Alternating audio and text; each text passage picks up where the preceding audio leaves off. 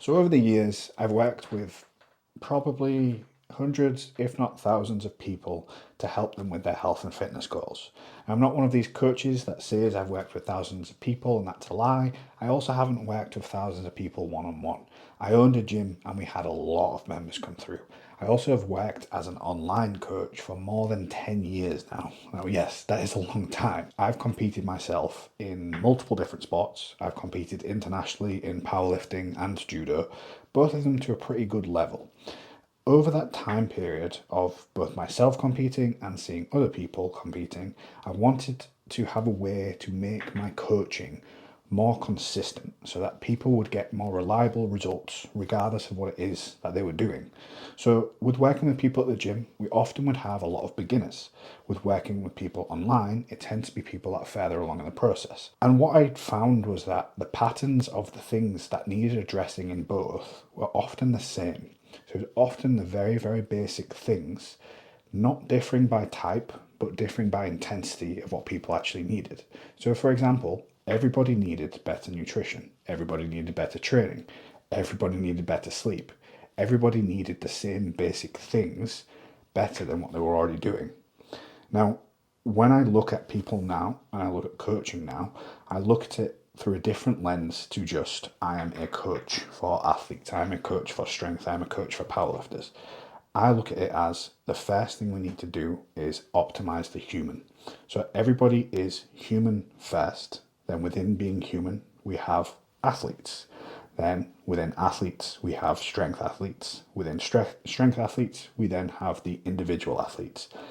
And that's the point at which more inter-individual differences come into play. But those athletes need the exact same basic human things as somebody who's not an athlete, or somebody who's an endurance athlete, or a CrossFit athlete, or whatever else. They still need the exact same basic human things first. Now, I like to have things written down. I like systems. I like processes because it just makes things simpler to be like, if this, then that. Now, it's very, very hard to do that when you just look at how do I make coaching the best for a single athlete? Because everybody is so different, because we've gone through that funnel from the human first, so we can't guarantee that the things that are right for that person are absolutely going to be right for that person. But everybody has some low hanging fruit and things that we can across the board do to improve their performance, which is by addressing the human first and then going down that ladder. What I propose is when we look at anything, we look at -10 to 0, and then from a 0 to a 10. Any of the categories that I go through, first things first is we try and get it out of a -10. So a negative number means it's negatively going to impact us on our way to improving as whichever one of these categories we're looking at. A 0 means it's probably not holding us back. It's probably not the best it could be either, but a 0 is not bad for most people. A 10 is absolutely the best thing we could possibly be doing to make progress towards whatever that goal is. Taking that principle, we can apply it to everything, not only the things that we have to do at each stage, but the things we want to do to move forwards into other stages. We can distill it down into 6 different stages, 6 different elements, let's say, not stages. First one is health. You cannot do anything if you are not alive. By definition, human health is first. If you are riddled with illness and disease, you cannot pass through human to athlete to strength athlete. You cannot get to that end point in your best possible state if your health is out of whack. Obviously, I'm a doctor, so I'm biased on that, but like if you've broken your ankle, you're not squatting heavy. So health is something that we need to make sure is addressed first. So a -10 for health is that you are not taking care of your health. These are the basic things: absence of illness, absence of disease. Generally speaking, for most humans, that's going to be fine. If your health is not fine, you need to address that. But given the fact that you're watching a YouTube video, chances are you're probably okay. Next thing, as a human. Now, it's probably not the one that you're thinking, and I'm going to go with sleep. So the reason for that is you cannot survive without sleep. You will quite literally die. It's not a case of you'll have a bad time. You just literally will die if you don't have enough sleep. So we need to make sure that you're sleeping. Some sleep first, and then within that, everything you do as a human is better on more and better quality sleep. Same thing for athletes. Doesn't matter what kind of athlete you are, sleep is going to make a difference. Strength athlete, endurance athlete, sleep makes zero changes between the two. Both of them need to sleep as much as possible. Next is going to be your nutrition. You have to eat, so why not take your nutrition from a -10 to a 0, or from a 0 to a 10? What that's going to look like is going to change as we go down the line from human to athlete to strength athlete to individual. As a human, you just need calories to stay alive. Like, that's it. I know people talk about you can't eat this, you can't eat that, whatever. One of humans' very few advantages over other animals is our ability to survive on literally any food on the planet. Almost all animals can only live in the location where they tend to be found because they can't survive on the food that's in other places. Humans are the opposite of that. We can live on purely fat, we can live on purely carbs, we can live on purely protein. It doesn't mean we thrive on it, but it means that we can survive on it. The basic nutrition for a human is actually really, really simple. Next thing is nutrition for an athlete.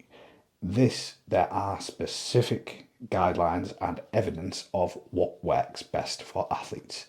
Some very, very simple things. As an athlete, you generally speaking are going to need to control your body mass. You're going to need to control how big or small you are, how muscular, how much adipose you're carrying, how much fat.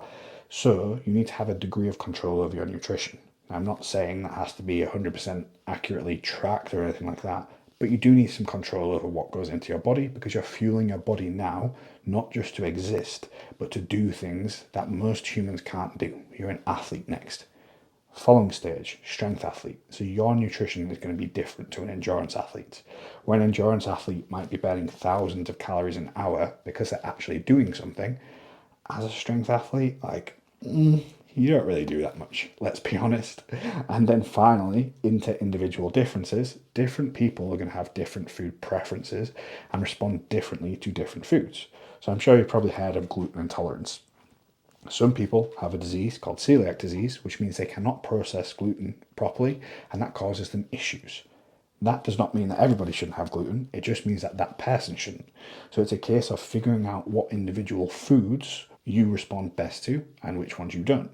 So you can see how with nutrition, there's a massive discrepancy between human nutrition and individual nutrition as a strength athlete, which is an athlete, which is a human. Then we can go on to psychology, mindset. If you are not in the headspace to function in society as a human, you get kicked out of society by means of going to jail or being extradited from the group or whatever. This means that you need to have a mind that works. You need to be functional as a human. You need to use that mind to create resources for yourself within the world, which I realize sounds like quite abstract and vague, but it's true. You need to have the means to do everything that a human can do. Basic human, your mindset needs to be relatively stable, despite what you might see on social media and from other people. Then, as an athlete, athletes are a different breed. Athletes are cut from, I guess what you could call cut from a different cloth or something. They are just different. You need something different in your brain to be an athlete that actually performs well. Most athletes have some sense of I can do better, some sense of I'm not doing enough, some sense of competitiveness.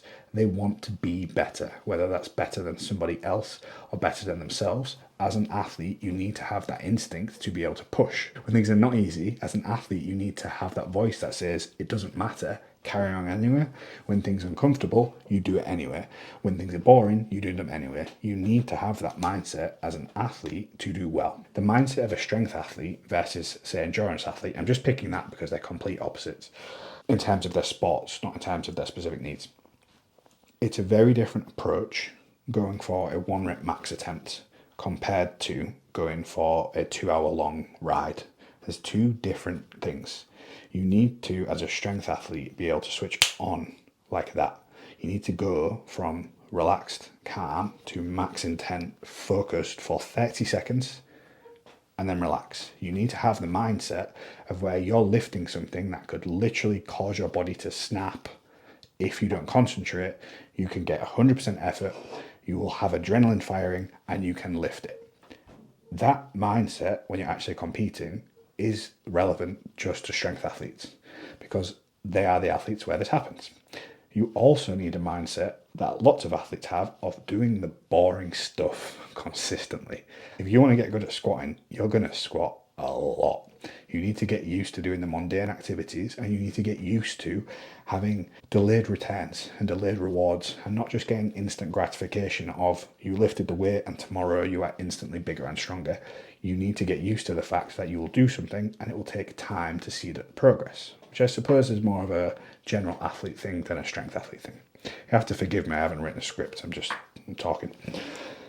And then the individual differences with the mindset stuff. So this kind of loops back to the human side of things, but each different person has different quirks, different personality traits, and different things that they're dealing with. So your day-to-day and my day-to-day are probably very, very different.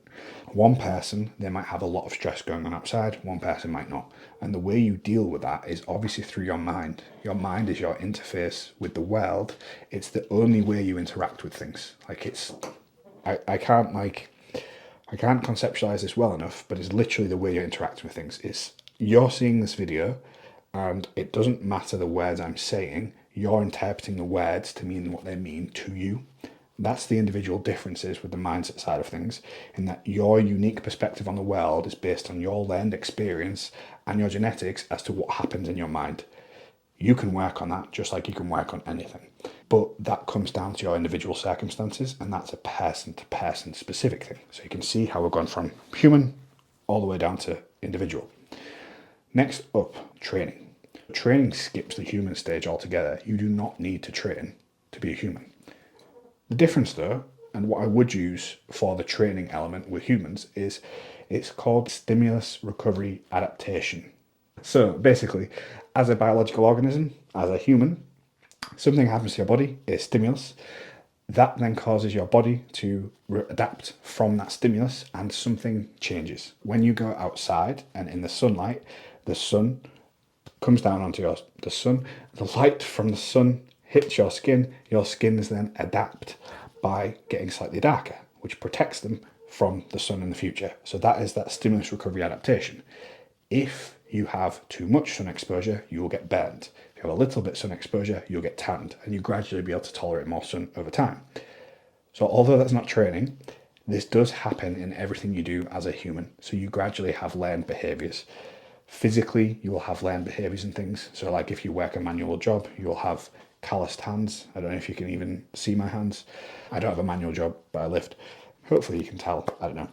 That then means that we can kind of skip that one as a human, and we can go into athlete. The big difference between a human and an athlete, it's the training, it's doing the activity, it's doing the sport. So this is where I don't think you would be watching this video if you were not an athlete. As an athlete, you have to train. That's it, simple. Next stage of that is, as a strength athlete, you are going to train differently to a gymnastics athlete or to an endurance athlete or whatever else. Like that, I think should be fairly common sense. Then as an individual, your training needs are going to vary very significantly, but they're still going to look like training for a strength athlete. I'm not going to have you doing triathlon type training when your goal is a 1 rep max squat, bench press, deadlift. However, I might have one person that responds better to sets of 10 on squats and one person that responds better to sets of 2. That is an individual thing. It also comes down to your individual mechanics, your individual leverages, and all the other stuff we talked about, like the mindset side of things as well. And then finally, we have recovery. Recovery is a catch-all term, which is essentially talking about the SRA stuff, the stimulus recovery adaptation that I talked about, but it's anything that you do that can improve your recovery. As a human, kind of relevant because we don't have training, so just move that out of the way. As an athlete, there are lots of different recovery modalities out there. So there are what are called passive and active. Passive are things that are done to you, essentially. Active are things that you do. There's lots of research on various different bits and pieces, but with the different kind of recovery modalities, this again is going to vary based on what type of athlete you are. For example, an endurance athlete. Again, if you are a long distance runner, you might get chafing of certain parts of your body from running. So you might need to, for recovery, do extra skincare for those things. As a strength athlete, that's probably not a concern. But as a strength athlete, you might be getting on your hands, you might have skin that's falling off, you might have calluses falling off, you might have bleeding shins or whatever. It's different things that need different kind of recovery. And then again, as an individual, there are individual differences in what recovery modalities you'll respond best to. Things like massage can make a big difference for some people and can make absolutely no difference to other people. If you look at the research on a whole, it don't tend to make much of a difference in recovery. But some people relax so much when they get a massage and it helps them sleep so much better that it is a net positive. So that is where the inter-individual differences really do come into play with recovery.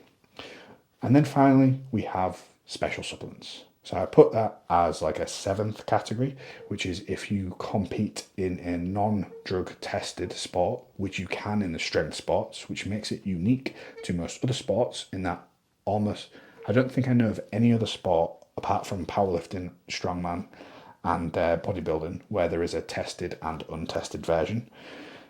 If you are competing in that, then the extra enhancements that you take is another factor. So as a human, obviously there are certain medications and things that humans need. As an athlete, you don't need them, but it is something that is part of sport, regardless of like whether you want to go everyone's on stuff or no one's on stuff, it's a part of sports. That then is still going to change between different sports. So endurance athletes might take something to help with red blood cell production, but they shouldn't because there aren't any non-drug tested endurance sports, but they might not take something that would cause them to get significantly bigger. Like if they took too much testosterone, they might get huge, whereas they don't want that. They're more likely to use things like EPO, which is going to help again with red blood cell production. Whereas, say, a powerlifter is going to take things that are going to help drive aggression more, and other bits and pieces, which I won't go into too much here because I'll probably get kicked off YouTube anyway, and that's far too complex of a thing. So this is like a side rant. I'm a medical doctor. I also have a master's in clinical exercise science. I've worked in gyms for 15 plus years. I've worked with athletes enhanced and non-enhanced. And I still would not just be giving advice about taking performance enhancing drugs on the internet. Yet you get new guy at the gym who's been training for 3 years and done one show and decides to start giving advice to beginners. Don't listen to that guy. You get endocrinologists who wouldn't want to speak to these things, who don't talk about it. I digress. We have those 6 main things that we're talking about here. Now, with each one of them, what I would want to do is try and take it from a -10 to a 0 first, and then from a 0 to a 10. The way that I tend to look at that is what is a one-time fix that we can apply once and is going to give us a long-term benefit, and then what fixes are there that we have to do consistently, and am I willing to actually do them? One-time fixes for some of these. So sleep, for example, a one-time fix for sleep to improve your quality of sleep could be to get some blackout blinds. You buy them once, you then have them, that's it, done. Your quality of sleep is going to always be better. However, something else for sleep that could help that's a consistent fix would be going to bed at the same time every night. You have to do that every day. There's no way around that. To make it better, you have to do that. Are you willing to make that trade-off? Now, if you are an athlete and a strength athlete and trying to maximize things, you want as many of those things that you can optimize as possible that don't detract from everything else in your life. So it's a balancing act. And this is why I say it's very, very difficult to go from a 9 to a 10, because often to try and get from a 9 to a 10 in one, it could cause you to drop down one in the others. And what is a 9 to a 10 in one period of your life could change in another period of your life, and another, and another. So bear that in mind when you're looking at all of these. With all of these fixes, the first thing I would do is any that are a -10, try and get them to a 0 first. That's where your low-hanging fruit is going to be. And if you remember in the beginning, I said about working with both normal people and strength athletes and how a lot of the stuff was common between them all. So I'm going to run through some of them very, very, very briefly. So training. For normal people, their problem was that they just weren't training. Fine. Ignore that. For strength athletes, what they tend to be doing that's a -10 in their training like an idiot, and by that I mean there's just no logical thought put behind it. You can make amazing progress if you do 2 things. 1, train in a way that is relatively safe. And when I say safe, I just mean you're not doing things that are inherently stupid. like deadlifting wearing heels or something like that. Just things that aren't super high risk. You're not like benching but leaving 3 inches range of motion sometimes, 1 inch sometimes, and 2 inches sometimes, and the full sometimes. That's inconsistent, and it will cause your body to not adapt to what you want it to, which is just a significant increase in injury risk. The next thing is just training hard. There are so many strength athletes that I see now that just don't know what failure actually is, like proper mechanical muscular failure. And this is more of a thing that I'm seeing now with newer lifters that have started out as powerlifters rather than starting out lifting weights, where they're going straight to squat, bench, deadlift, and they just will stop when they're 10 reps shy of failure, 20 reps shy of failure. They just don't train hard. Don't get me wrong. I mean, if you look at my trainings all over this channel, I don't get that close to failure that often. I built pretty decent numbers, so 280 squat, 170 bench, and 290 deadlift so far, which are not too bad. I'm not one of these people that says you have to train to failure, but if your program says RPE 8, that means there's 2 reps left in the tank.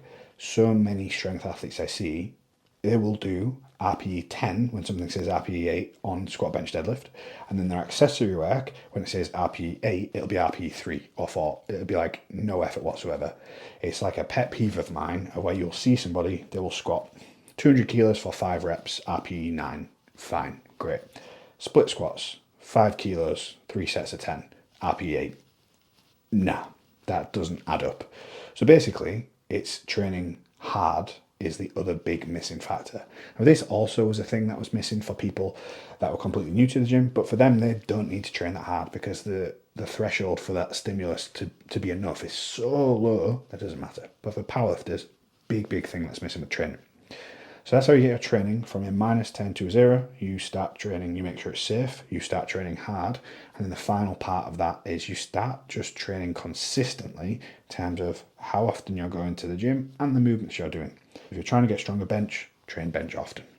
A simple fix for this is just to find a program you can follow and stick to it. If you want one, go to getstrongfeelawesome.com. You can sign up for free for a month, I think, and get access to all my programs. So you can go there, pick one, and just do it. Just follow a program for a period of time and try hard. And that gets you to like a 0 with training, which is like more than so many people that I see that say they want to be strong. Next, nutrition. Biggest ones for strength athletes. And again, same with Gen Pop. They don't eat enough protein, and they also, this one I think is really silly, but they don't eat foods that make them feel good, and they do eat the foods that make them feel terrible. So riddle me this, right? You go out drinking, you feel horrendous, you feel hungover. I don't understand why a hangover is such like a revered thing. It's something people seem to like. But if you go out that evening, you're having substances, foods that make you feel terrible, and you continue to do it even though it makes you feel terrible. Same thing with nutrition. If you eat things and they give you a bad stomach, don't eat those things. Eat something else. I would think that this is logical, but I mean, not everybody does. So don't eat the foods that make you feel terrible, and make sure you do eat enough protein. Enough protein is generally not as high as people think it is. What I would do is take your body weight in kilos, multiply that by 2, and that many grams a day tends to be enough. If you are really overweight and carrying a lot of extra body fat, just take your height in centimeters and do that instead. So I am 166 centimeters, so that'll be 166 grams of protein, but I am quite broad. So if I was to do the 2 grams per kilo, I weigh 100 kilos, so that'll be 200 grams. So like 160 to 200 grams of protein a day, more than enough for somebody my size. So chances are, if you're on the small side, as a man, you probably need 150 to 200. As a woman, it's probably 100 to 150. Obviously, it can vary based on your weight, but most people just don't eat enough protein. Even some of the strength athletes that I see, you add in more protein in their diet, and all of a sudden, they start to get bigger and stronger easier. Another thing with nutrition as well is there's no form of periodization in relation to your goals. So I will often get ones that are like, I'm trying to get bigger, but then they're eating in a calorie deficit. Like I just 2 and 2 just doesn't add up. Next, sleep. Sleeping like 3 hours a night, having caffeine last thing on an evening. Not sleeping at all, not sleeping very well, up late nights, not consistent with your routine. These are all negative things for sleep. Easy fixes for sleep. So like I said, there's things like blackout blinds, earplugs if you need them, a blindfold if you need it. A big thing, which often gets a lot of resistance, I think. I mean, this is hard for a lot of powerlifters because they can't even do step one. So step one is if you sleep with a partner. Sorry, guys. I know most of you don't do that. Step two is if you have a partner. With this, there's stages, right? First stage is get separate duvets. That will make such a big difference to your sleep. Second stage is sleep in separate beds again, and you're back to the same as person one who sleeps in a separate bed by himself. If you have a partner, you share a bed with them, 99 times out of 100, you will sleep worse. So try it out. Try sleeping in different beds. This is not relationship advice. This is just advice on gains. So we're going recovery. For recovery, it's generally for strength athletes, it's more of a case of monitoring their training volume and not wasting time on stuff that's not useful. So a big one that I have seen, there's like a resurgence of it over the last few years, ice baths after training. Does not make any sense. So when it comes to, right, let me think of a simple way to describe this. When something happens in your body, there is an insult to your body, some kind of injury, damage, whatever, stimulus. So training. Training causes a response in your body. Part of that response is called inflammation. That's just a broad term for various things coming to the site. When you expose it to cold, that does decrease inflammation. But the problem is hypertrophy and strength gains, part of the mechanism of them happening is down to the inflammation that actually happens. So what you're doing if you use an ice bath is you're blunting some of the effect of that inflammation, which is blunting some of the adaptation from the thing you've just done. So you're kind of like wasting a certain amount of training that you've done. Now don't get me wrong, it's not going to completely undo it, but it's so just like ruin what you've done. If you think of if there is a crash on the motorway, inflammatory markers and things in your body are like the emergency services trying to get to the site of the crash to clear it up. If instead of that, people just keep driving past it, they don't move out of the way, that's like taking painkillers. That blockage is still going to be there, or like a cold bath. That blockage is still going to be there. So that motorway is not going to work as well as it should. Short term, one lane is going to keep moving, but there should be 3 lanes there. So the better approach is to have just the lanes stop, have the emergency services come, clear up the stuff so all 3 lanes can get going again. Ice baths are like stopping the emergency services from getting there. Taking anti-inflammatories after training, same thing. I've gone off on a massive tangent about that. Mindset, don't be a weenie baby. With the mindset, consistency with training, do the boring stuff, don't just stop because it gets hard, and have a growth instead of a fixed mindset. A fixed mindset would be I'm bad at squats. A growth mindset would be I haven't trained squats very much, so I'm not very good at them. I will train them more and I will get better at them. So it's just a case of how you approach things. Also, if you enjoy certain things in the gym, do more of those things. As long as they're not negatively impacting your training, do them. Who cares what somebody else thinks? If you want massive biceps and you enjoy that and that keeps you going to the gym and sticking to your strength stuff, do more curls. Like, it doesn't matter. And remember as well, what you lift is not, it depends who you ask. I was going to say what you lift is not how valuable you are as a human, but to me it is. What you lift is not who you are. So if you have a bad day at training, leave it at the gym. That's it. Don't take it outside the gym. It's only going to cause you more external stress. If you wanted to take your mindset stuff to like a 10, start meditating. Like, look into something serious about meditating. It will make a big difference. Being stoic, generally speaking, can help with these kinds of things. I realise I'm giving you just a general mix of things for each of the different elements, and I'm massively veered off track from the coaching stuff. I digress. Finally, health. Absence of illness, injury, that sort of thing. There are some basic things that as a strength athlete tend to be more common than others. Repetitive strain injuries because of the nature of our sport, of just doing the same lift again and again. Tendon issues, tendonitis, tendon tears, tendon ruptures. If you know me, you'll know I've got half of my tendons missing. Some through bad luck, some through stupidity, which have helped me to learn. But things that are more common and more serious, I'm going to sound like an old man here. Again, doctor side of thing maybe coming out. Blood pressure is a silent killer. It is a thing that causes stroke. It does cause people to die. You probably don't know if your blood pressure is high or not. Chances are, if you're watching this, you haven't had your blood pressure checked in the last year. Go to Amazon, buy a blood pressure monitor. They're like 15 quid, $20, something like that. Buy one, test it once a month. If the reading is on the high side, start testing it for a week, every day, on a morning, sat down, relaxed. If it's consistently high, go and look at my blood pressure protocol, do that first. If it's still high, then you might need to look into medication. The blood pressure stuff. Basically, for blood pressure, you need to be doing your cardio, looking at your fluid intake, looking at your electrolyte intake. You can look at other medications and stuff after that, but they're the dead basic low-hanging fruit. Also, making sure your body weight is relatively sensible for your size as well. With your blood pressure, bear in mind when you take it, if you've just had coffee, if you've had caffeine, if it's in the middle of the day, if you just trained, it's going to be skewed. That's why I say take it on the morning when you are as relaxed as possible. But blood pressure, check that. It's an easy thing to keep on top of, and the medications for it now are basically side effect free. If you need to be on them, that's way better than having a stroke and all the negative things that come off the back of that.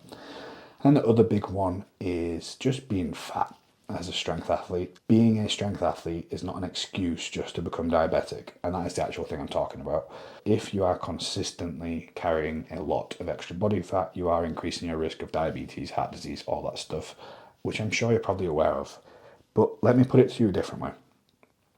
When you are big and fat and strong, you're a big, fat, strong dude. And when you're in the gym, you are so strong. You're a huge, strong guy. Great.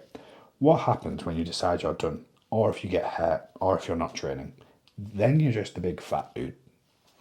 So, like, if you're going to take my approach of athlete first, be an athlete. I'm not saying you have to be shredded. Don't get me wrong, I'm not.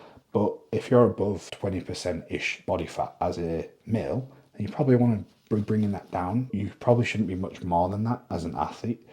The only time I would be looking at that is if it's your job, you're making money from it, it's a short-term thing as a super heavyweight. If you are, then hello, nice to have you on board. Let's chat and sort out your health. As a general overview of the 6 different things, I would try and look at any one-time fixes for them and recurring fixes that we can improve for long-term. And then it's a case of looking at maxing out all your stats, but on things that are worth it for you. So when it comes to interventions, there are certain interventions that are like neutral to positive, and there are some that are neutral to negative, some are negative, some are positive. It would be a case of how positive it is compared to the effort or the thing you have to sacrifice to do it. So some things you sacrifice, but it doesn't feel like a sacrifice. So for example, with your nutrition, say you're going to start including a bit more fruit and veg in your diet. If you like fruit and veg, that's not really a sacrifice. If you hate it, that's a sacrifice. Are you willing to make that trade-off? Yes or no? Who knows? But for that individual nutrition, that is going to be different person to person, like I said. Now, I've gone off on a tangent a fair bit. I can't even remember what I was talking about at the beginning of this video. So I'm going to wrap this video up. If you've made it all the way through this, and you would like to discuss how we can optimize these things for you, and the 7th element, if that's something you want to talk about, go to ascperformance.com and fill in the contact form. There we go, ASC Performance, and fill in the contact form there, and we can have a chat. If you just want some programming, then go to getstrongfeelawesome.com, and there's a full programming library on there.